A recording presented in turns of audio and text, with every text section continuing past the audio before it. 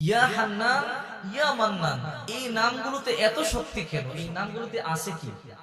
এই নামগুলো কার? আর এই নামগুলো তো আল্লাহ, এই জন্যই এই নামগুলোতে এত পাওয়ার।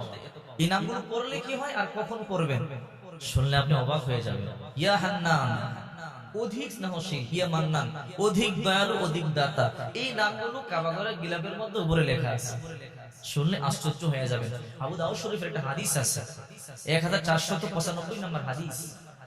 ইয়া মান্নান, অধিক দয়ালু, যিনি চাওয়ার আগেই প্রয়োজন মিটায় দেয়। যখন আপনার কোনো কিছু প্রয়োজন হবে, তখন আপনি এই নামগুলো ধরে যদি আল্লাহকে ডাকতে পারেন, বিশ্বাস করেন আল্লাহ পাক আপনার প্রয়োজন পড়ার আগেই আপনার প্রয়োজন আল্লাহ মিটায় দেবে। মনে করেন আপনার চাকরি দরকার, এক সপ্তাহ পরে এর আগে আল্লাহ আপনার চাকরির ব্যবস্থা করে দেবে। আপনার ভিসা দরকার, এক মাস পরে এর আগে আল্লাহ ব্যবস্থা করে দিতে পারে। আল্লাহ চাইলে সব কিছুই করে। আল্লাহ পাকের অনেকগুলো নাম আছে, ওয়ালিল্লাহিল আসমাউল হুসনা ফাদউহু বিহা। আল্লাহ পাক রব্বুল আলামিন বলেন, আমার অনেকগুলো নাম আছে সুন্দর সুন্দর, তোমরা যে নাম খুশি ওই নাম দিয়ে আমাকে ডাকতে পারো।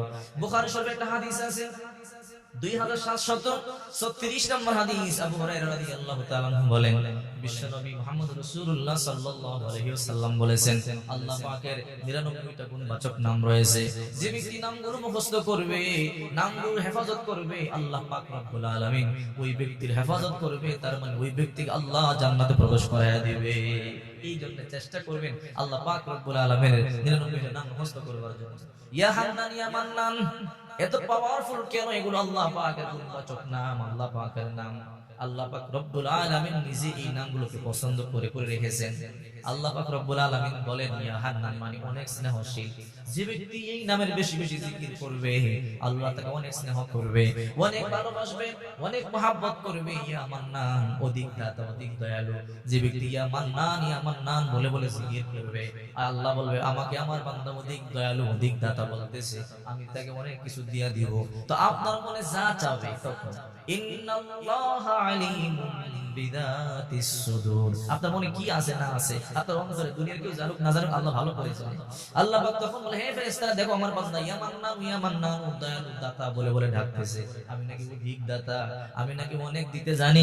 যেহেতু আমার বান্দা আমার কাছে চাইতেছে, আমি তাকে অধিক দেব। তার ভিসা দরকার, ভিসার ব্যবস্থা করে দেব। তার চাকরি দরকার, চাকরির ব্যবস্থা করে দেব। তার মনে যে আশা আছে সেই আশা আমি পূর্ণ করে দেব। এই জন্য এই দুটি নামের জিকির যদি করে আপনি আল্লাহর কাছে কোনো কিছু চান, আল্লাহ অবশ্যই আপনার চাওয়াকে পূর্ণ করে দেবে। আপনি আল্লাহর কাছে এই দুটি নামের জিকির করে আপনি আল্লাহর কাছে যা চাবেন আল্লাহ তাই দিবে। হাতেম তাইয়ের কাছে এক ব্যক্তি এসে 5 দিনার চেয়েছে, 5 দিনার। হাতেম তাই বলে তাকে 500 দিনার দিয়ে দাও। একজন ব্যক্তি মাত্র 5 দিনার চেয়েছে, 500 দিনার দিয়েছে। আরে আর আল্লাহ কি গরিব নাকি? একটা মানুষ 5 টাকা চাইলো, 500 টাকা দিয়ে দিল।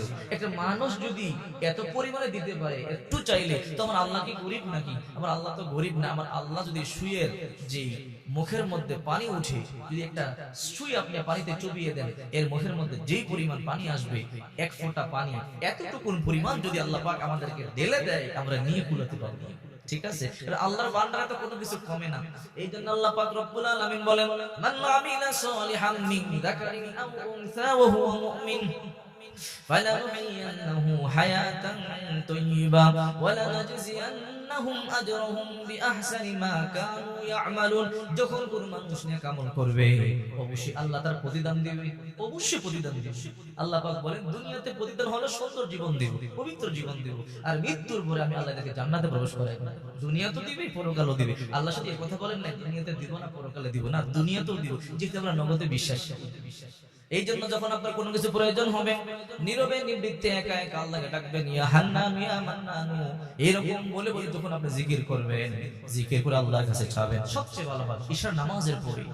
ঈশার নামাজের পরে জিকির আজকার করবার পরে রাত্রি যখন গভীর হয়ে যাবে, অথবা শেষ রাত্রিতে কয়েক রাকাত তাহাজ্জুদের সালাত আদায় করে আপনি আল্লাহর দরবারে কয়েকবার দুরূদ শরীফ পাঠ করে হাত তুলে চোখের পানি ছেড়ে কান্না করবেন, ইয়া হান্নান ইয়া মান্নান, হে অধিক দাতা, হে স্নেহশীল, আপনার কাছে আমার এটা চাওয়া আছে। আর তখন আল্লাহ পাক প্রথম আকাশে এসে ডাকতে থাকে, হে আমার বান্দা বান্দীরা, আমার কাছে চাও, কি লাগবে, আমি তোমাদেরকে দেওয়ার জন্য এসেছি। তখন আপনি কয়েকবার এই নামের জিকির করে, নির্দিষ্ট নাই যে 100 বার 200 বার, যতক্ষণ ভাল লাগে কিছুক্ষণ এই নামগুলো জিকির করি, হান্নানু ইয়া মান্নানু, এরকম জিকির করে করে দুরূদ পাঠ করে আল্লাহর দরবারে হাত তুলে চাবেন, অবশ্যই আল্লাহ পাক আপনার চাও পূর্ণ করে দিবেন।